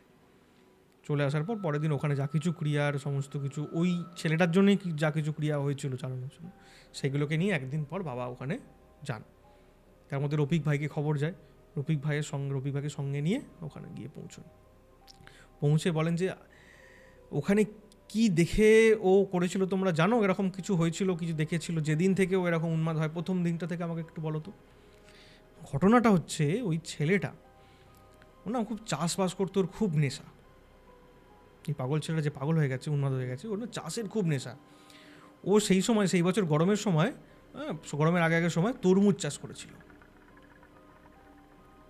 জমির মধ্যে তরমুজ চাষ করেছিল। আর সবসময় ওখানে পড়ে থাকতো তরমুজ চাষে ঠিকঠাক। আর তরমুজ যারা চাষবাদ করে তারা খুব জানে, তরমুজ কিন্তু খুব সুখী জিনিস। তরমুজ যে গাছ, তরমুজ ফলানো খুব সুখী জিনিস। সবার হাতে তরমুজ কিন্তু চাষ হয় না। খুব মানে তাকে খুব মানে কি বলবো, একদম চারা থেকে শুরু করে সমস্ত কিছুটা খুব ভালো করে রক্ষণাবেক্ষণ করতে হয়। তরমুজ খুব মানে জিনিস আর কি, খুব খেয়াল দিয়ে ওষুধের পরিমাণ এগুলো সব খুব খেয়াল রাখতে হয়, জল টল দেওয়া এইসব খেয়াল রাখতে হয় খুব ভীষণ, মানে কনসাস থাকতে হয় চাষ করতে গেলে। ও না ওই চাষের জমি, ও এমনি সময় চাষের জমির আশেপাশেই, ওর এলাকায় ও চাষের জমির আশেপাশেই ওখানে থাকতো। বলছে একদিন হঠাৎই বিকেলের সময় ও মাঠ থেকে চলে আসে, এসে থেকে ওই রকম ঘটনা শুরু, রাত্রে ধুম জ্বর হয়, তারপর থেকেই ও এই ধরনের ঘটনা করতে থাকে। বললে আচ্ছা ঠিক আছে দেখছি, আমাকে তরমুজের ওই যেখানটা ও চাষ করেছিল সেই জমিটা দেখাতে পারবে? বললো হ্যাঁ। বলছে ধান ওই জমিটার কিছু চাষ হয় না, ধান পান কিছু চাষ হয় না, ওই জমিটা ফাঁকাই পড়ে থাকে। ওই শুধুমাত্র ওই সেই লাস্ট তরমুজ চাষ করেছিল, তারপর থেকে কিচ্ছু হয়নি, আগাছা হয়ে গেছে পুরো জমিটা ভর্তি। বলো চলো আমাকে দেখাবে, চলো। বলো ওই রফিক ভাইকে সঙ্গে নিয়ে ওর দুটো কাকা, ছেলেটার দুটো কাকা ওখানে দেখাতে গেছে জমিটায়। বাবা ওখানে দাঁড়িয়ে বলে যে এইখানেই তো গন্ডগোল। আচ্ছা, এইখান থেকেই গন্ডগোলের সূত্রপাত। বলো ঠিক আছে আমি একটু এখানে বসি, তোমরা চলে যাও। বলে বাবার ব্যাগের ভেতর থেকে একটা আসন বার করেন, আগাছা হয়ে গেছে চারিদিকটা, বসেন ওখানে। আর শীতের সময় রোদ্দুর কোনো অসুবিধা নেই, দুপুরের সময় বাবা ওখানে বসেন। রফিক ভাইকে বলে যে তুমিও চলে যাও এখান থেকে, আমি একটুখানি পরে ফিরছি। তখন এরা বলে যে আপনি রাস্তা চিনে আসতে পারবেন তো মাঠের এদিকে? বলে হ্যাঁ হ্যাঁ আমিও তো গ্রামেরই ছেলে, আমি আসার সময় দেখে নিলাম রাস্তা, আমি পৌঁছে যাবো ঠিক। বাবা ওই আসন পেতে ওখানে বসেন। ওখানে বসার পর বলছে কিছুক্ষণ পর আমি মনে মনে যা কিছু ক্রিয়া করছি, ওই জায়গাটাকে শুদ্ধ করার চেষ্টা করছি, কী আছে জানার চেষ্টা করছি। হঠাৎ করে দেখি একজন বয়স্ক ভদ্রলোক, মাথায় এইভাবে ফেটটি বাঁধা, পুরো মাথাটাকে ফেটটি বাঁধা, মুসলিম, ঠিক আছে, অনেক হাড় টাড় পড়ে আছে, হাড় বলতে কি মানে পুঁতির অনেক কিছু মালা পরে আছেন। আর মানে সাদা নয় কিন্তু অফ হোয়াইটও নয়, আবার একটা অদ্ভুত রকমের একটা কালার। তার যে বস্ত্রটার মাথার ফেটটিটা পর্যন্ত একই কালার। উনি কাঁধে ঝোলা রয়েছে, উনি আসেন সামনে এসে দাঁড়ান। ওনার পায়ের আওয়াজেই কে আসছে সামনে এসে দেখেন ওরকম একটা ভদ্রলোক। তখন ওই ভদ্রলোক বাবাকে বলেন যে তুমি যা খুঁজছো তার উত্তর আমার কাছে আছে। আচ্ছা। তখন ওই ব্যক্তির সঙ্গে বাবার কথোপকথন হয়। এবার ওখান থেকে ওই ভদ্রলোকের সঙ্গে কথোপকথন হয়, ভদ্রলোক ওখান থেকে চলে যান। বাবা ওখান থেকে আসন গুটিয়ে চলে আসেন, এসে এদের বাড়িতে চলে আসেন। বাড়িতে বলেন যে ওকে এবার ঘর থেকে বার করো, আরও 2-4জনকে ডাকো, তোমাদের পাড়ার আরও 2-4জন একটু হাট্টা কোট্টা ছেলে যারা ওকে চেপে ধরে রাখতে পারবে, এরকম আরও 2-4জনকে ডাকো। বলে পাড়া থেকে সব খবর হয়। আর এই খবরটা শুনে আরও লোকজন চলে এসছে, পাড়া সবাই চলে এসছে মোটামুটি, ওদের আশেপাশে পাড়া সব সবাই চলে এসছে। এসে ওকে ঘর থেকে বার করেছে। ঘর থেকে বার করে উঠোনে ওদের যে মানে উঠোনটা ছিল, ওই বললো এইটাকে সরিয়ে দাও, খাটিয়াটাকে সরিয়ে দাও। খাটিয়াটাকে সরিয়ে দিয়ে ওকে ওখানে বসিয়েছে, বসাও। বাবা আসন পেতে বসেছে, বলে মাটিতে বসাও। সে তো বসবে না, এত রুদ্ররূপ ধারণ করেছে রীতিমতো, ঠিক আছে, পুরো একদম মানে চারদিক ওকে আটকে রাখতে পারছে না ওকে। চলো। আর ও সেই এক কথা, আমাকে তরমুজ দেয়নি, ও আমাকে তরমুজ দেয়নি, এরকম টাইপের একটা ভারী গলা করার চেষ্টা করছে, মানে নিজের গলাটাকে বিকৃত করে ফেলেছে আর কি, মানে তারই গলা কিন্তু বিকৃত স্বর হয়ে গেছে, এভাবে বলার চেষ্টা করছে। আর মাথা জাগাচ্ছে, মানে অদ্ভুত রকম চোখ ফুক ঠিকরে বেরিয়ে আসার মতো করছে। ওকে ধরে রাখতে পারছে না, 5-6জন ওই একটা ছেলেকে ধরে রাখতে পারছে না। ওকে ঝাঁক করে চেপে বসিয়ে বাবাকে বলেন, বাবা এইভাবে ওর কপালে হাত দেন, হাত দিয়ে বাবা যা কিছু করার মন্ত্রপাঠ, যা কিছু করার ক্রিয়া করতে থাকেন। আস্তে আস্তে ও পুরো শান্ত হয়ে যায়। কিছুক্ষণ শান্ত হয়ে যায়। এবার যেই শান্ত হয়ে গেছে, নর্মাল সেরে গেছে, এরা তখন ছেড়ে দিয়েছে, যারা ধরেছিল ওকে ওরা ছেড়ে দিয়েছে। দিতেই ছাড়তেই ওরা মানে ওই ছেলেটি কিছু মানে যেই ছেড়েছে ওর সঙ্গে সঙ্গে বাবার সামনে ওই কুমণ্ডলের মধ্যে একটা ছিল, মানে কুমণ্ডলই বলা যেত, একটু ঘটি, একটু বড় কুমণ্ডলের মতো ঘটি, ওইটাকে এরকম করে ধরে নিয়ে আর বাবাকে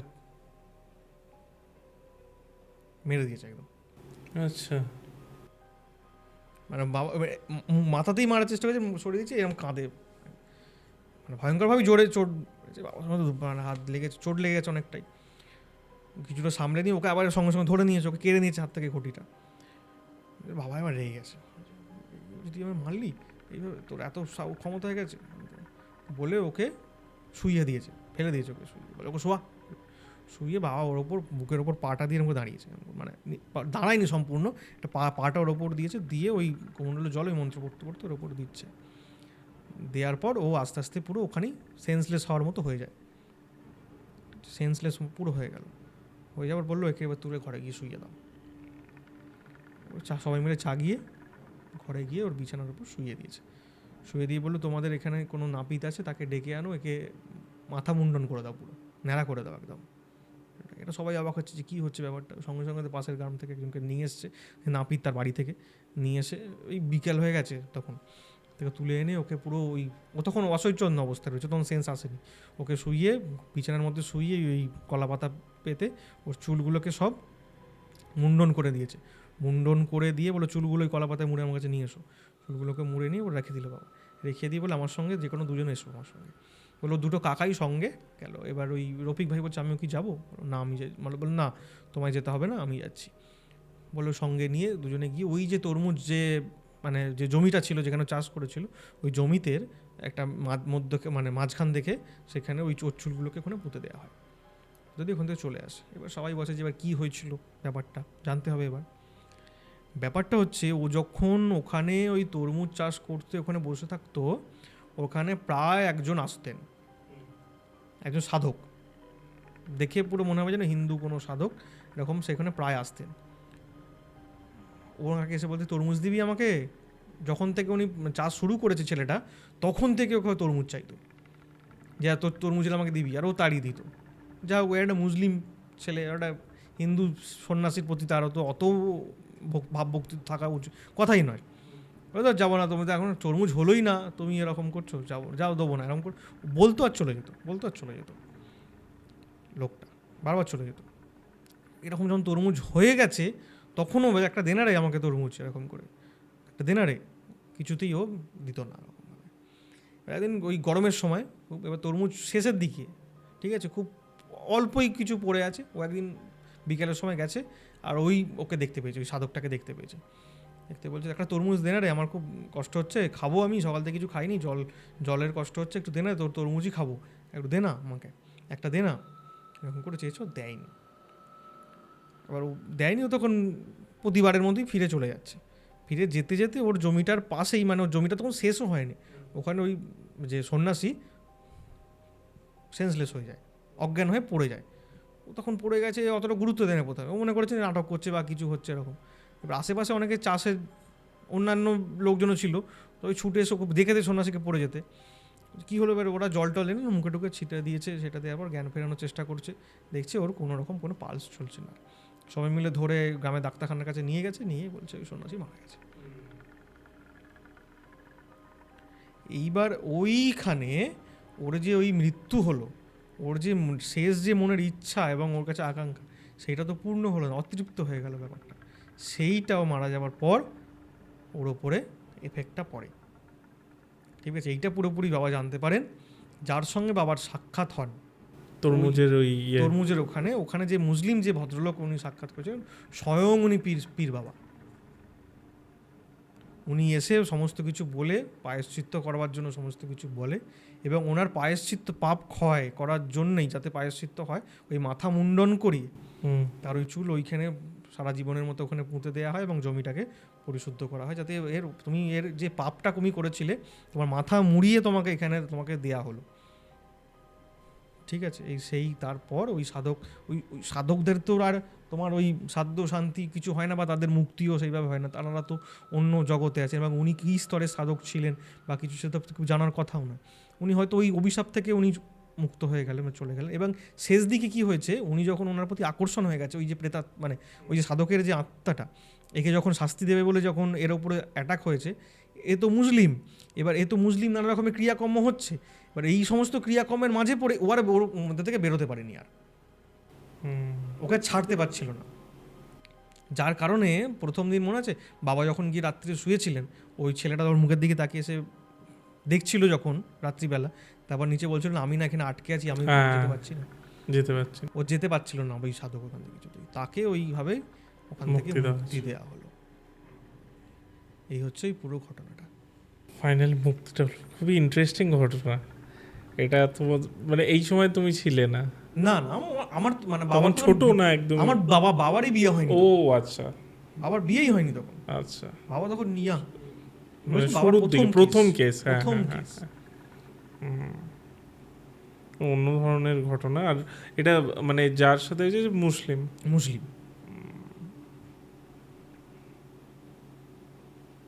না সত্যি মানে আমি শুধু ভাবছি যে কতটা সাহস লাগে, বিশেষ করে আমি ওই সিচুয়েশনটা ভাবছি। এটা তো আমি বাদই দিচ্ছি, মানে ভূতের ঘটনায় আমরা এটা জানি, কিন্তু শ্মশানে গিয়ে ওই যে শেয়ালের সামনে মানে হ্যাঁ এর বলি, ওই যে বললাম না যে কাকুটা যে মারা গেছেন, যাকে শিয়ালে চাটছিল, যার ঘটনা বললাম, এর যে একটা মানে ভাই আছে, ভাই হবে সম্ভব, ভাই না বড় না ছোট ভাই হবে, উনি এখনো আছেন, এখনো সর্বক্ষণের বাবার সঙ্গে ছায়াসঙ্গী, এখনো সবসময় মন্দিরেই থাকা থেকে শুরু করে কাজকর্ম সমস্ত কিছু করেন। ওনার বিবাহ হয়েছে, ওনার ছেলে আছে।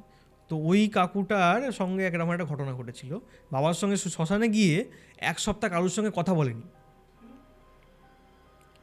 এইবার তখনকার সময় এবার সবাই বাবাকে বলছে তুমি ওকে নিয়ে গেলে শ্মশানে, হ্যাঁ ছেলেটাকে এরকম, ছেলেটা কোনো কথা বলছে না, কী করলে তুমি এরকম হঠাৎ করে, তুমি বাবাকে সবাই দোষারোপ করছে, ওই বাড়ির লোক সবাই, যে কী তুমি করে দিলে ছেলেটাকে শ্মশানে নিয়ে গিয়ে ওরকম কথা বলছে না কারোর সঙ্গে। এবার বাবা সবাই মিলে বলছে, বাবা বলছে আমি একদিন সন্ধ্যারতি করে একটা আমাদের ওখানেতেই সবাই রাজনৈতিক লোকজন, তখনকার সময় মানে রাজনৈতিক লোকজন যারা ছিল তারা বসে সব আলোচনা করতো, আড্ডা বলতো, বন্ধুরা সবাই মিলে আলোচনা করতো, আড্ডা মারতো, এরকম সন্ধ্যা থেকেই সব চলতো ওখানে। বলছে তখন আমি আরতি করে আমি পুজো করার কাপড়টা পরে ছাড়িনি, তখন পুজো করার কাপড়টা, বলছে আমি ওখানে গেছি, গিয়ে দেখছি ও শুয়ে আছে, সবাই আলোচনা করছে, গল্প গুজব করছে, বসে কথা বলছে, ওদিকে শুয়ে আছে এক কোণে। আর প্রতিদিন সন্ধ্যেবেলা হলে ও আগে খুব প্রাণবন্ত ছিল, চাটা করে সবাইকে দেওয়া খাওয়ানো এইসব করতো। বলছে ও চুপ করে আমাকে শুয়ে আছে কুঁকড়ি মেরে। বলছে আমি ওর হাতটাকে ধরে টেনে হিড়ি করে টানতে টানতে নিয়ে এসেছি মন্দিরে, নিয়ে এসে গালে দুটো ঠাস ঠাস করে চড় মেরে চরণামৃতটা মুখে ঢেলে দিয়ে মাথাটাকে ঝাঁকিয়ে দেবো, যা কী হয়েছে যা করেছে, আমি যাচ্ছি যা বলেও চলে গেছে। বাবা তারপরে পূজা করার কাপড় ছেড়ে এমনি লুঙ্গি টুঙ্গি পরে এবার ওইখানে ওই যেখানে সবাই আড্ডা দিচ্ছে ওখানে গেছে, পাশেই একদম গেছি, গিয়ে দেখছি ও পুরো চেঞ্জ, চা ফা করে সবাইকে দিচ্ছে, করছে নর্মাল। এবার এই ঘটনাটা তো আমি ছোটোবেলা থেকে শুনছি যে কথা বন্ধ হয়ে গেছিলো ওখানে, কি আমরা শুধু নয় তখনকার তো সবাই ওকে, যে তুই কি হয়েছিল তোর, কী দেখেছিলিস, কথা বলা বন্ধ, কি হয়েছিল তোর সঙ্গে, ও খালি হাসতো আর কিছু বলতো না। এবার আমি যখন বড় হলাম বা এই ধরনের পডকাস্টে আসছি, বা আমাদের বিভিন্ন যখন নিউজ চ্যানেলগুলো যায় বা কোনো কিছু ইন্টারভিউ নিতে যায়, কেউ ডকুমেন্টারি করতে যায়, ও ধরো সামনে আছে, আমি সবাইকে শিখিয়ে দিই, সাংবাদিকদের বা যারা ইউটিউবার আছে তাকে শিখিয়ে দিই, আমি ভদ্রলোকে জিজ্ঞেস করো, উনি একটা অনেক গোপন জিনিস জানে, কেউ আজ পর্যন্ত কাউকে বলেনি, সবাই ওকে জিজ্ঞাসা করতো ছেকে ধরে, ওই হাসতো আর কিছু মানে। আমি অনেক সময় বসি, আমি যে কাকু বলো না কী হয়েছিল, আমি এরকম বলবো সবাইকে পডকাস্টে, কি তুমি কী দেখেছিলে বলো না। আজ অবধি মানে আজ এখনও পর্যন্ত ওই কাকু ওনার স্ত্রী ছেলে মেয়ে তো দূরের কথা, মানে আমাদের তো দূরের কথা, স্ত্রী ছেলে মেয়েকে পর্যন্ত বলেনি যে কী দেখেছিল ওই শ্মশানে বাবার সঙ্গে গিয়ে, এবং কেনই ওর 1 সপ্তাহ কথা বলেনি, বন্ধ হয়ে গেছিলো, মানে কী এমন দেখেছিল যার কারণে বাকরুদ্ধ হয়ে গেছিল, আজ পর্যন্ত কাউকে বলেনি। তোমার বাবাও জানে না?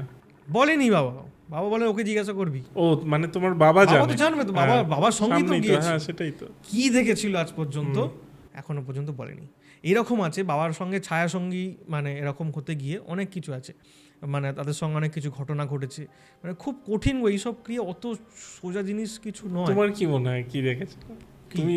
আমি জানি না, না ধরো তুমি আন্দাজ কি হয়তো কোনো ডিভাইন, ওখানে তো গেলে তার ভূত প্রেত তো সঙ্গে সেসব তো থাকবেই শ্মশানে, তারা তো প্রথম পরীক্ষা নেবেই, সেগুলো রিলস বানাতে আসে না ভূত প্রেত শ্মশানে গেলে, যদি তুমি ক্রিয়া করতে যাও অরিজিনাল, যদি তুমি একা বা কাউকে সঙ্গে নিয়ে, একজন থাকলো সঙ্গে, কোনো ইলেকট্রনিক জিনিসই কাছে থাকলো না, ফোন টোন তো দূরের কথা, তুমি যদি ওই সমস্ত জায়গায় ক্রিয়া কিছু করতে যাও এবং ওই রকম গভীর শ্মশান যেখানে মানুষের জনমানুষ শূন্য, যেখানে লোকালিটির পাশে দিয়ে গাড়ি যাচ্ছে, রাস্তা যাচ্ছে, তুমি শ্মশানের মধ্যে ঢুকে গিয়ে শ্মশানের যোগ্য করে বাড়ি চলে এলে, ওরকম যেগুলো কলকাতায় বা আশেপাশে যে শ্মশানগুলো রয়েছে এরকম নয়, যেগুলো খুব কোর জায়গাকার যে শ্মশানগুলো, সেখানে একা যাওয়া মানে বুঝতে পারছো কতটা মানে বুকের পাটা থাকতে হবে। আমরা চুচুড়ার একটা শ্মশানে গেছিলাম, তাতেই মানে ইলেকট্রিক চুল্লি, কিন্তু ওকে তাতেই আমাদের ভয় লেগে, আমি যে বলছি সেখানে ইলেকট্রিক দূরের কথা জনমানুষ সেখানে বলছি না, আমি ওটাই বলছি যে ওখানেই আমাদের ভয় লেগে আছে, তাই এরকম জায়গায় তো এরকম জায়গা তুমি ভাবো, তো সেই রকম জায়গায় ক্রিয়া করতে গেলে প্রথমে তো ভূত প্রেতের একটা তো বাধা তারা দেবেই,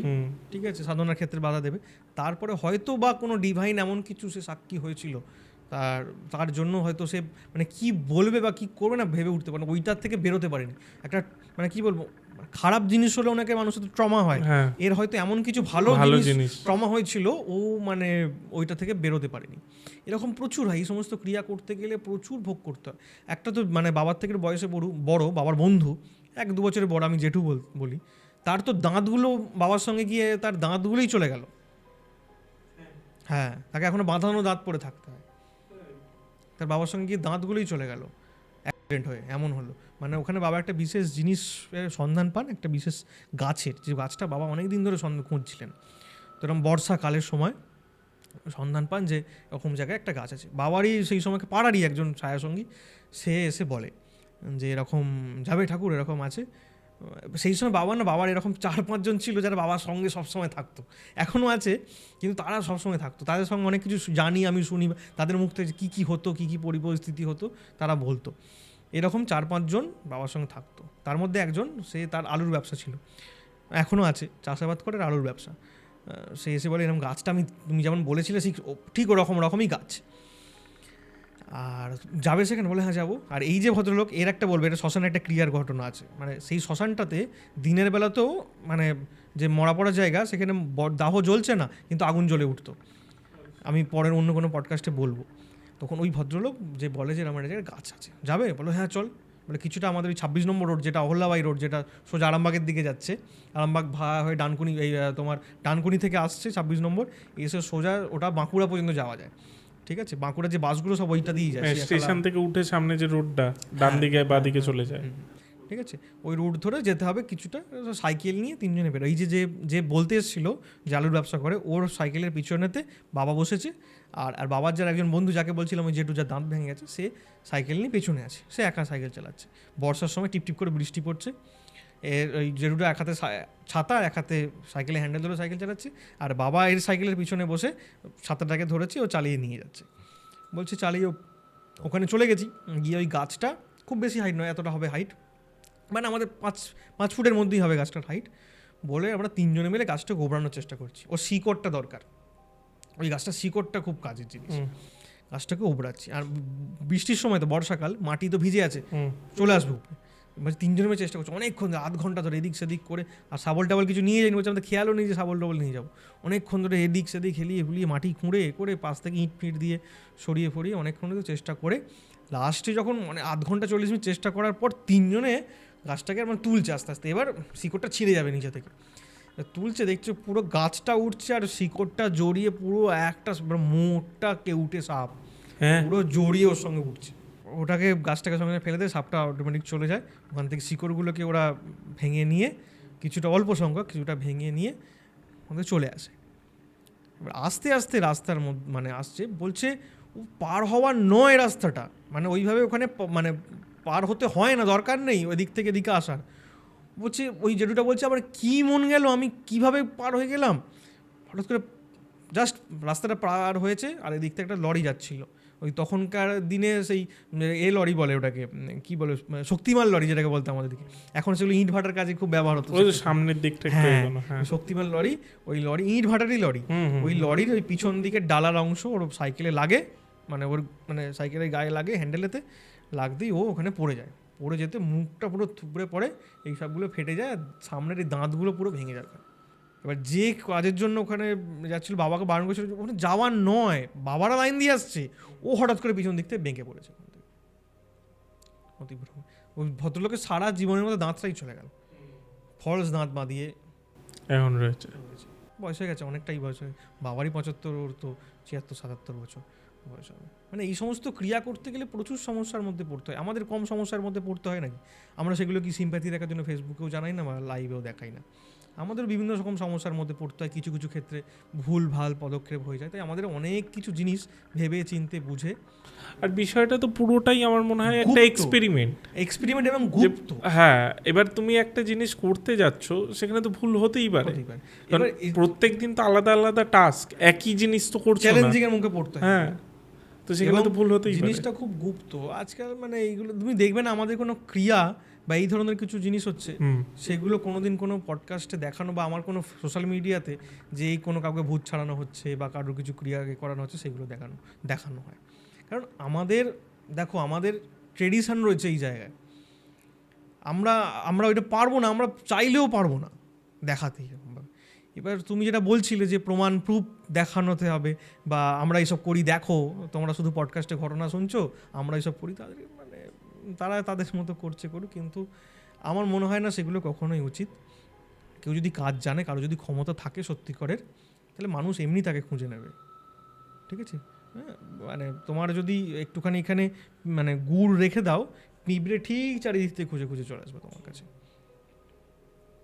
যার কারণে কি আমি, তুমি দেখবে কোনো পডকাস্টে আমার ফোন নাম্বার কোথাও থেকেও আমি সার্কুলেট করি না বা দিও না। এবার কিছু ক্ষেত্রে আমি আমার ইউটিউব চ্যানেলে ফোন নাম্বার দিয়ে রেখেছি, কারণ হচ্ছে কী বলতো, খুব খারাপ লাগে যখন দেখি কোনো অসহায় কোনো ব্যক্তি, জানো না, মানে একদিন কিছু একটা রোদ্দুরের দুপুরবেলা সে মানে চারিদিক খুঁজে বিভ্রান্ত হয়ে এদিক সেদিক করে খুঁজে, মানে সারাদিন ধরে খুঁজছে, বিকেলবেলা দুপুরবেলা এসে পৌঁছেছে সকাল থেকে, খুঁজে না পেয়ে ফোন নাম্বার নেই, একে তাকে জিজ্ঞাসা করে করে আসছে। খুব খারাপ লাগে যে সেই মানুষটা কতটা অসহায় হলে খুঁজে আসে। সেই জন্য আমি চেষ্টা করি যে যতটা সম্ভব দেওয়ার, কিন্তু অনেক উল্টোপাল্টা ফোন টোন আসে, তো ওই কাজ করতে গেলে যদি উল্টোপাল্টা ফোন আসে, সেগুলো সমস্যার জায়গায়। সেই জন্য আমি তো সব জায়গায় বলি যে আমরা কিন্তু প্রেডিকশান দিই না, আমরা শুধুমাত্র কোনো প্রবলেম থাকলে সেই প্রবলেমগুলো দেখি। নর্মাল আমার কবে কী হবে, আমার কবে বিয়ে হবে, আমার কবে বাচ্চা হবে, এই সমস্তগুলো প্রেডিকশান, আমার কবে চাকরি হবে, এই সমস্ত প্রেডিকশানের জন্য অনেক তো অ্যাস্ট্রোলজার তো রয়েছেন, ভালো যারা পড়াশোনা যারা, অনেকে অ্যাস্ট্রোলজার রয়েছেন। আমি যদি এখন সবাইকে অ্যাপয়েন্টমেন্ট দিতে শুরু করি না, আমি একজনকে বলছিলাম, তাহলে আমাদের সবুজখালী মন্দির থেকে ওই মোড়ের রাস্তা পর্যন্ত লাইন পড়ে যাবে প্রতিদিন, যা ফোন ঢোকে আমাদের কাছে। আর আমার তো কোনো অ্যাসিস্ট্যান্ট আমি রাখিও না, আমি প্রত্যেকের সঙ্গে নিজে কথা বলি। আর মানে কেউ যদি হেল্পিং হ্যান্ড আমি রাখিও, সেই আন্তরিকতার সঙ্গে সে যে কথা বলবে, আমি যেভাবে কথা বলবো সেইভাবে সেটা তো হয় না। আমি চেষ্টা করি যতটা আমি ব্যাপারটাকে গুপ্ত রাখার এবং যতটা অথেন্টিক রাখার। কেউ বলবে মিথ্যে কথা বলছে, কেউ পডকাস্ট এসে বলবে বানিয়ে গল্প বলছে, কেউ বলবে ধান্দাবাজকে, এইসব তো থেকেই আছে, তো বলে লাভ নেই। আর আমাদের কর্ম আমরা করেই যাবো। আর ব্যঙ্গ বিদ্রুপ করলে যে কী হয়, তাহলে ওই স্টেশনের ওই ছেলেটার ওই যে প্রমাণ এই করেই চলছে, এই করেই চলবে, সবাইকে নিয়েই চলতে হবে। কেমন লাগলো আজকে দেবজ্যোতিদার ঘটনা আমাদের জানান, অবশ্যই কমেন্ট করুন আর সাবস্ক্রাইবটাও করুন। আর আপনাদের কাছেও যদি এরকম কোনো ঘটনা থেকে থাকে, তাহলে নিচে একটি নাম্বার যাচ্ছে, সেই নাম্বারে পুরো ঘটনাটি অডিও রেকর্ড করে হোয়াটসঅ্যাপে পাঠিয়ে দিন। মানে ওই নাম্বারে হোয়াটসঅ্যাপটা আছে, তো পাঠিয়ে দিন, আমরা সেটা শুনবো, তারপর এখানে ডেকে নেব। দেবজ্যোতিদা থ্যাংক ইউ। আবার আমরা খুব তাড়াতাড়ি বসবো আরও বিভিন্ন ভৌতিক ঘটনা নিয়ে। দেখা যাক কবে আমি এখানে বলতে আসার মানে কি বলবো, অজুহাতে আমি এই সমস্ত জিনিসগুলো, পুরোনো কিছু জিনিস বাবার থেকে তো শুনতেও পাই। এই যে আমি আজকে আসবো এখানে যে ঘটনা বলতে আসবো, আমি গতকাল রাত্রে বাবার থেকে এই সমস্তগুলো শুনছিলাম। এই যে বসে যে সামনে থেকে শোনা বা জানা, মানে জানছি যে তখনকার পরিবেশ কী ছিল, তখনকার কীভাবে জিনিস হলো, এইগুলো তো আমার অত্যন্ত শিক্ষণীয় বিষয়। এইগুলো মানে মানুষজনকে ঘটনা আকারে সবাই শুনছে, এটা কিন্তু আমার কাছে আমারও এক্সপিরিয়েন্স তৈরি হচ্ছে যে আমি যদি এরকম কোনো সিচুয়েশনে কোনো দিন পড়ি, তাহলে আমারও কী করা উচিত, মানে আমারও এক ধরনের ক্লাস হয়ে যায়। ঠিক আছে, আমি এখানে ঘটনা বলতে আসার জন্য বাবার কাছে এক ধরনের আমার ক্লাস হয়ে যাচ্ছে, যে কী করেছিলে, কী হয়েছিল না হয়েছিল, কী করতে গিয়ে কী করেছিলে, এই পুরো ব্যাপারটা ক্লাস হয়ে যাচ্ছে। এটা আমারও ভালো জায়গা। একদম একদম। Thank you.